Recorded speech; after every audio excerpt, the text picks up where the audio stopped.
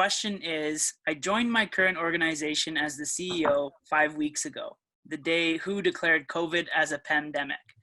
My team has been working from home since day 4, and we haven't been able to get to know each other the conventional way. What may be one thing that I can start doing to build culture? So I think that can be an open up to the whole team. I think that's a question that deserves the three perspective. So and again, I don't know how big this organization is that she's joined, but just putting myself, if I came into a CEO position of an organization just at the time where everybody's shutting down and we're all having to work from home, again, if I had a big population base, so the organization was quite big, I would probably be sending out daily video emails. So again, I'm a big supporter of video. So I would just be like, hi everyone, it's Monday, just want to give you an update of what's going on, just want to make sure everything feels supported. I just would make sure that they knew how to communicate with me.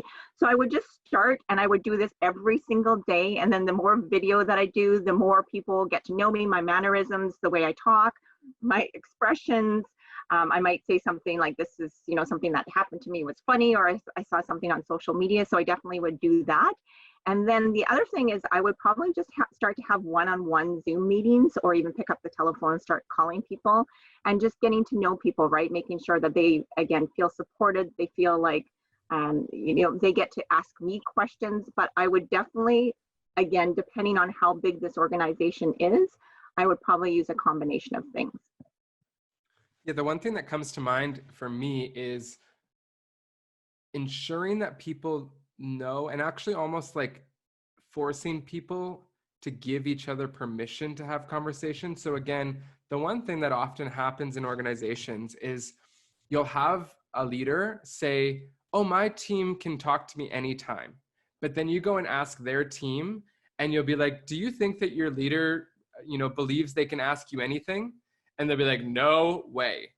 And so it's actually going to, especially if you are like a decently sized team and you have other leaders, I think it's starting to encourage those leaders to go to their teams, especially right now, and explicitly say all the things that they can do right now. You can come to me with problems. You can come to me if you need a break. You can come to me, and explicitly have all of their leaders say to their specific teams those things, so that there's not anything on the table that's sort of like assumed, we think that we can do this, but we don't really know. That's really important. And then the other thing is, be okay to be transparent. I heard something from a very well-known leader and pastor. He said, people can handle the truth way more than they can handle no truth. And so, and maybe another way to say that is, people can handle information more than they can handle like an absence of information. So if you know that jobs are going to be cut soon, say that earlier than later.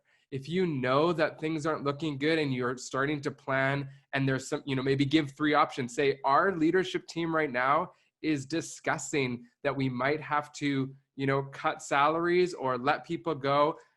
Like, start having that as an open dialogue, especially because you're so new. You don't want to set yourself up with the reputation of, this person does stuff in the dungeon and shadows and doesn't involve us as a company. That's not the reputation I feel like you want to create, especially if you're somebody that's already asking this question. You are not that type of leader. So like, kudos to you for stepping in. Way to go. And send me an email. I'd love to chat more with you, because this is going to be a crazy process that I'm sure you can use all the support you can on. Caleb, can I just add to one thing? He made me think of something, is that the last week I heard the saying that visibility beats ability. And, during these times where it is so uncertain, and sometimes you don't know what to say, as Tynan said, it's better to be visible and to say something, and for it to come from your heart and a good place, than to stick your head in the sand and pretend this is not happening. So I think it just lends itself to that, is, just making sure you're visible, and again, you're there for people, right? I think that's the key thing. My only thought, Josephine, would be, if you haven't already, give yourself permission to create the 100-day learning plan for yourself.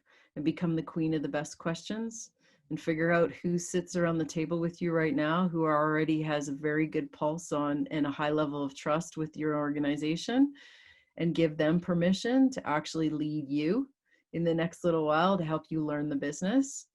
One of my favorite all-time leadership books in the space of onboarding, and there's two. One is Rookie Smarts by Liz Wiseman, and the other one is The First 90 Days.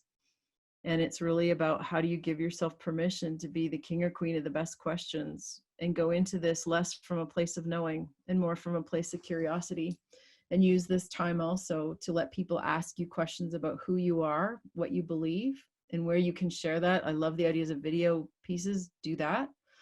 But I think more importantly, the people you work the closest with, I love the idea too of how do you get to know them? What's their story personally and professionally? And what is it that they're looking for from you as the new CEO? So you start to paint a picture of what the expectations are. And then from that, you can create agreement. Because I can tell you this, expectations with no agreements is a recipe for frustration. And as a new leader in a new organization, without that commitment and those agreements, it doesn't matter what you do. If you don't give yourself permission to learn and know what people want or need right now, and how you can help and bring the experience and talents that obviously got you the job to the fore, you may not find this like, how do you use this environment as time to learn more and speak less? That's I would amazing. add one more thing, Josephine. Don't go down the rabbit hole of trying to research this, because you could read forever. You could read 25 blog posts from Forbes magazine and da. And honestly, that's probably where my first defense often is like, let's just go read about this. Honestly, I think the time is now to take action. I mean, you're here, you're taking in, you're getting some feedback, but don't overload yourself with like, what's the right way to do this? Again, like Brene Brown would say, no one knows what they're doing. So give yourself permission to know that, and you're totally doing awesome.